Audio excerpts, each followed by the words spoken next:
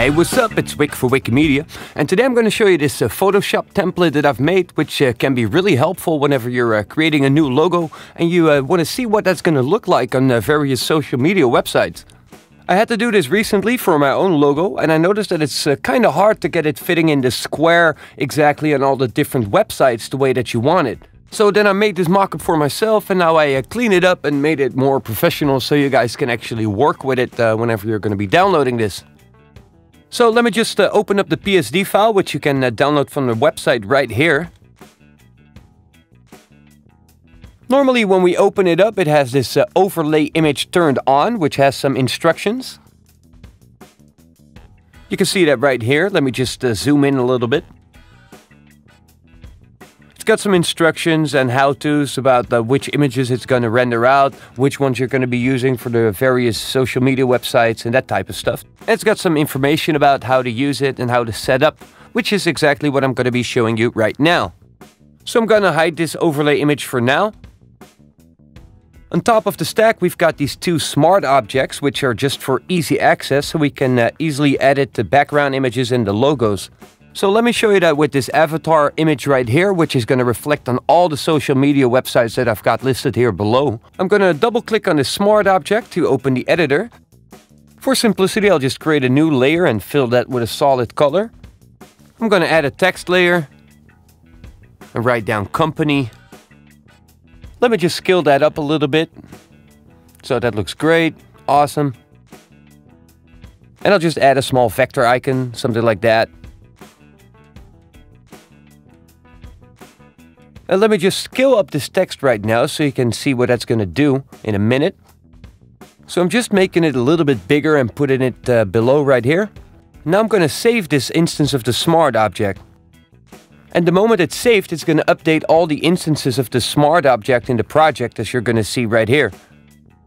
So now when I go back to the mockup file, so you can see now it has updated all the instances of my logo on all the social media websites that are on the project. And even on the phone one, I can zoom in a little bit right here. So that looks pretty cool. This is a really helpful tool, as you can see right away. The problem that I'm going to run in now is that I can see for the Google+, the text is really in the bottom of the circle. This is only on Google+, which actually sometimes uses a square as well on the website. So here we can already see that this text is not going to fit well into the circle. Same goes for the Google+ app. You can see it's cutting off the text a little bit. So I'm going to go back into the logo that I was just editing, and I'm going to make this text a little bit smaller. And I'm going to place it a little bit higher, somewhere around here. The moment I save it, it's going to update the smart objects again. And we can see it's updated right away. And the text is now fitting nicely into the circle in the app as well. And this here is a placeholder for a video which uses the logo as well. Doesn't really mean anything, but it just looks cool in your presentation. So there you go. Then we've also got this second smart object which we can edit. And this is like the header image or the poster image for all your social media websites in one smart object as well. So let's double click on this smart object to edit them. And let's just drag in a photo. I've got some photos that I've took right here. I'll just take this one. Maybe that looks cool. See what it does. Let me just scale that up. Then I'm going to save it. Click OK. Then it's going to update all the instances of this smart object again. And my changes are reflected the moment that I get back on all the header images in my project. So this gives me a good idea what that's going to look like on my social media. I don't like the blue color, so I'm going to change this quickly to a different photo. And maybe take something with a more reddish type of color. Something like this should probably work. Let's try that one. I took these photos a couple of years ago and I still had these laying around so I could show them to you guys. And bam! Immediately reflects on all of the social media websites. Really helpful reference tool. The YouTube image that we're exporting is a really huge file. I think it's 2500 pixels wide for widescreen televisions with a higher resolution. I'll show you in a second how we can automatically export all these assets, which we can then upload to our social media websites. For the Flickr, we can change this image when we upload it to Flickr. So we could actually drag it around like this right here. And this is actually the way that I could do it whenever I upload my image to Flickr. So I would be able to align it with the horizon or whatever I like in my picture that I'm uploading. So there's a lot of different things that we can still tweak and play around with in this template. You can see we've got all the different layers of the websites. It's also good to have the reference of how your logo is going to look on the app version, which is going to be a lot smaller icon as well. Also, you can see these small icons right here in the top on Facebook and all the other websites as well. So it's also a really good scaling reference tool for your logo as well. Try to avoid having text in your icon if you can, because the text is going to get really awfully small on these really small icons, as you can see. If you can only use an icon, I would suggest that you just use an icon. I've also used the Image Assets tool, which is a Photoshop CC feature. You need to go to File, Generate Image Assets. In the folder where you've saved this PSD file, it's going to create a new folder with image assets automatically generated by this Photoshop document. It did that just now, as you can see.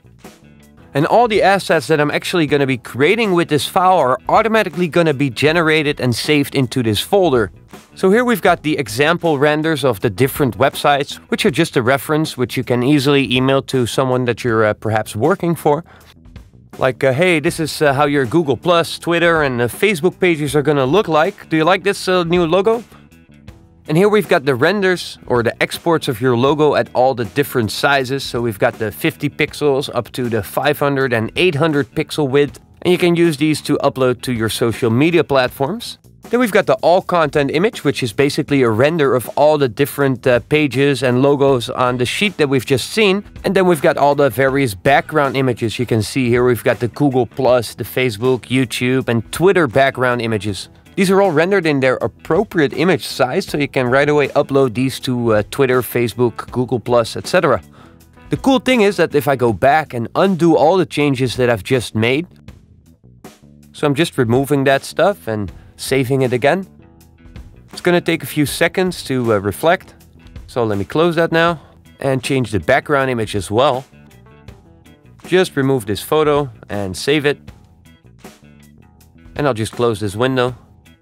The moment that I now go back to the image assets folder, as I speak, you can see it's already updating the image assets. Basically, this is live rendering all the changes that I make to the document. And, well, you can see this is a really fast way to have all the images ready. And these are all the files that I can use to update all my social media websites with. It's a good way to get a more consistent look throughout all your various social media websites. And this tool allows you to test it before even uploading it. So that's really cool.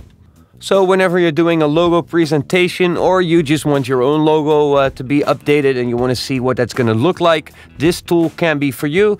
Head over to WickieMedia.net where you can find this PSD as a free download. You can register with your email address or log in with your Facebook account, whichever you prefer. And right after you can download this PSD from the site.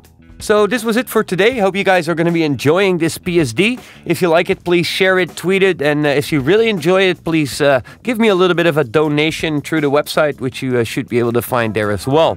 So thanks for watching and I hope to see you soon. Peace!